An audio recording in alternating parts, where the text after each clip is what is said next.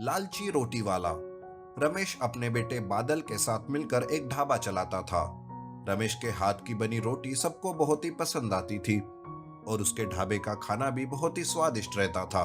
इसलिए ज्यादा से ज्यादा लोग उसके ढाबे पर ही खाना खाने आते रहते थे। ढाबे की वजह से रमेश को पैसे की कोई कमी नहीं थी।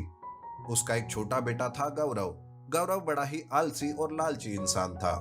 वो रमेश की कोई मदद नहीं करता था, बस गांव में आवारों की तरह घूमता रहता था। एक दिन बादल गौरव के बारे में बातें कर रहा था कि तभी गौरव वहां आता है और बिना सोचे समझे बोलने लगता है। अरे वाह भैया वाह, आप तो मेरे बारे में गलत बातें बताकर पिताजी को ही भड़का रहे हो। मुझे पता है, मुझे बुरा साबित करके सारी संपत्ति खुद ही हड़पना चाहते हो आप। अरे गौरव, ये कैसी बातें कर रहे हो? हम तो तुम्हारे भले के बारे में ही बात कर रहे थे। वो मैं कुछ नहीं जानता। पिताजी, मुझे आज के आज मेरी संपत्ति में से मेरा हिस्सा चाहिए। इस तरह से दोनों भाइयों में बहस शुरू हो जाती है। बादल गौरव को समझाने की कोशिश करता है। कुछ भी कहने से गौरव अब समझने वाला नहीं। जब ये बात रमेश के ध्यान में आती है तब वो बीच में आता है और कहता है, ठीक है गौरव, मुझे तुम्हें तुम्हारा हिस्सा देने में कोई प्रॉब्लम नहीं है, पर बेटा, मैंने बड़ी ही मेहनत और ईमानदारी से ढाबा चलाकर यह संपत्ति हासिल की है। इसलिए बेटा, तुम्हें ढाबा 1 महीने अच्छे से चलाकर दिखाना होगा मुझे, तभी मैं तुम्हें तुम्हारा हिस्सा दूंगा। गौरव पिताजी की ये शर्त मान लेता है और वहां से चला जाता है। बादल को पिताजी का ये निर्णय बिल्कुल भी पसंद नहीं आता, क्योंकि गौरव को ढाबे के काम के बारे में कुछ पता नहीं था। बादल को लग रहा था कि इससे उनका काफी नुकसान हो सकता है, लेकिन तभी रमेश कहता है, लेकिन बेटा, हो सकता है इस वजह से गौरव सुधर जाए। नुकसान से ज्यादा अगर गौरव सुधर जाएगा तो मुझे नुकसान करना पसंद रहेगा। दूसरे दिन से गौरव ढाबे पर जाने लगता है। ढाबे का सारा काम बादल और रमेश मिलकर करते थे। उनके पास किशोर नाम का एक ही नौकर था। रमेश खुद अपने हाथों से रोटियां बनाता था, पर गौरव को तो कुछ नहीं आता था। अब ढाबे पर लोग खाना खाने आने लगते हैं।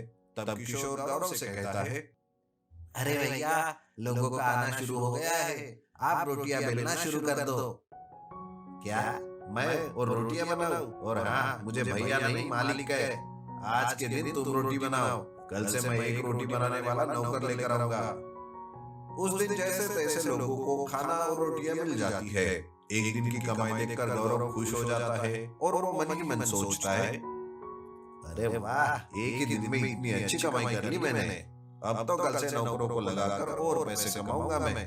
ये देख तो पिताजी भी खुश हो जाएंगे। गौरव पैसों को देखकर लालच में आ जाता है और वो ढाबे के सारे कामों के लिए एक नौकर रखता है और खुद अपने दोस्तों के साथ पार्टी करने में व्यस्त हो जाता है। किशोर पुराना नौकर होने के कारण उसे बार बार समझाता है, लेकिन गौरव ही उसे डांट देता था। इस तरह से कुछ दिन बीत जाते हैं। एक दिन गौरव ढाबे की कमाई देखता है, तब उसे पैसे कम दिखाई देते हैं। तब वो किशोर से कहता है, अरे किशोर, आजकल पैसे क्यों कम मिल रहे हैं? कहीं तुम कोई गड़बड़ तो नहीं कर रहे हो ना? मालिक, आपने नौकर रखे हैं कामों के लिए, उन्हें पैसे देने पड़ते हैं ना। पहले आपके पिताजी और भैया खुद काम करते थे, जिस वजह से पैसे बच जाते थे, लेकिन आप वो कि ढाबे पर ध्यान भी नहीं देते। यह सुनकर गौरव सोच में डूब जाता है।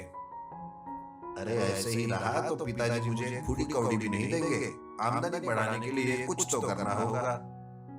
तब गौरव का ध्यान ग्राहकों की बची हुई रोटियों और सब्जियों पर जाता है।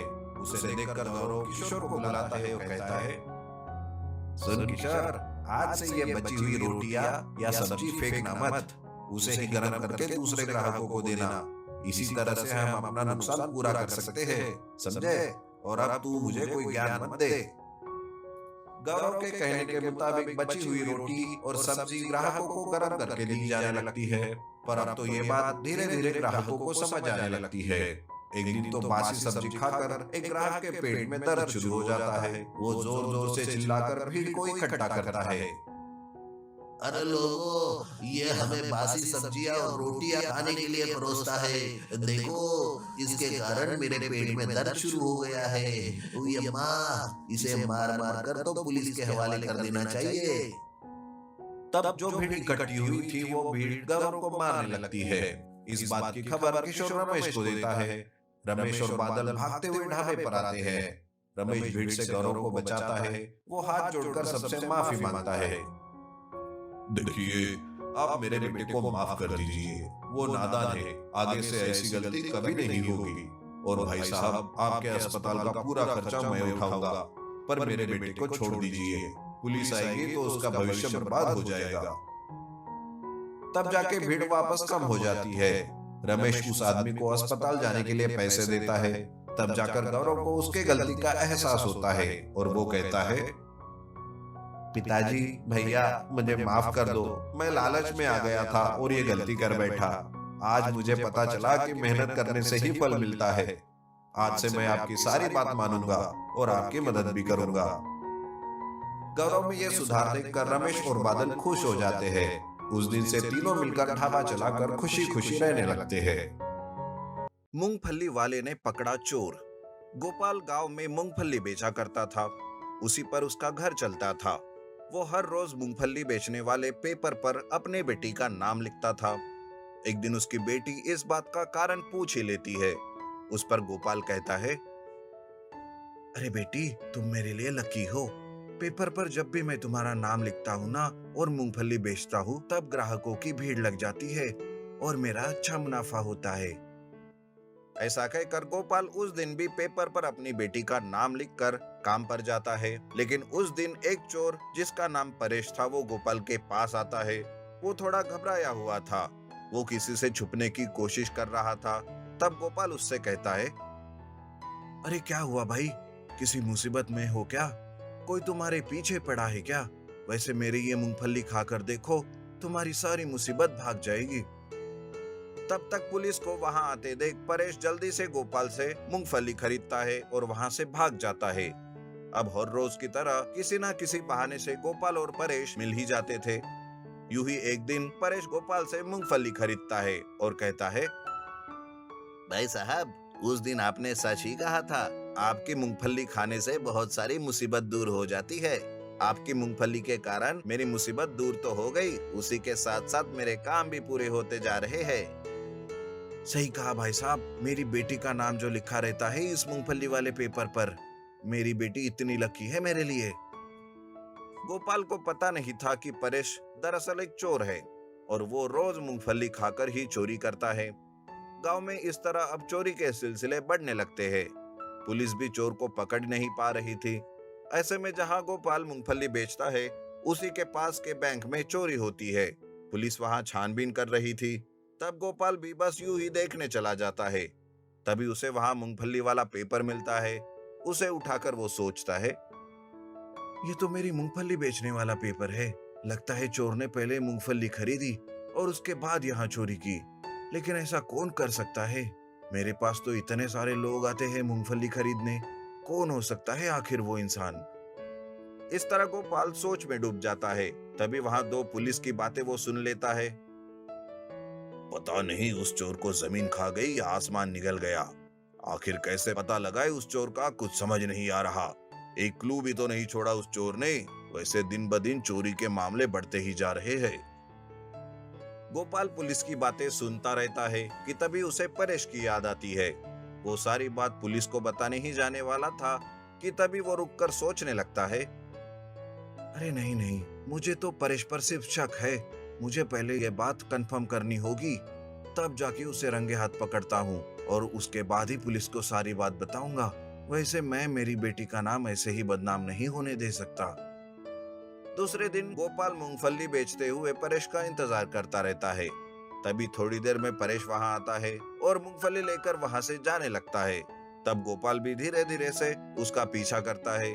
पीछा करते हुए वो सावधानी रखता है कि परेश को इस बात की जरा सी भी भनक ना हो। गोपाल उसका पीछा करते हुए उसके अड्डे तक पहुंच जाता है। वहां उसके और भी साथी रहते हैं और तो और चोरी किया हुआ सारा माल भी। वो सब देख गोपाल कहता है, अच्छा तो चोरी करके यहाँ छुपे हो तुम सब। मैं अभी पुलिस को फोन करके बुलाता हूँ। तब गोपाल पुलिस को फोन कर रहा था कि तभी परेश उसे देख लेता है। परेश गोपाल को पकड़ लेता है और उसे बांध कर रखता है। अबे तुम साधारण मूंगफली बेचने वाले, आज तक मेरे इस अड्डे को पुलिस भी नहीं ढूंढ पाई और तुम यहाँ तक पहुंच भी गए। कैसे बेटा, कैसे? जरा मुझे भी तो बताओ। अरे मैंने बैंक में मेरी बेटी का नाम लिखा हुआ पेपर देख लिया था। उसी वक्त मुझे तुम पर शक हुआ। देखा मेरी बेटी के नाम का कमाल। तुमने तो सोचा भी नहीं होगा कि भला एक पेपर तुम्हें पकड़वा सकता है। ये बात सुनकर परेश को उस पर बहुत गुस्सा आता है। वो उसे मारने ही वाला था कि तभी पुलिस वहां आती है और सारे चोरों को पकड़ लेती है और चोरी किया हुआ माल जब्त कर लेते हैं। इस तरह से पेपर की मदद से चोरों का बहुत बड़ा गैंग पुलिस के हाथ लग जाता है। गोपाल के उसकी इस बहादुरी के लिए पुलिस से अच्छा इनाम मिलता है और उसका सत्कार किया जाता है।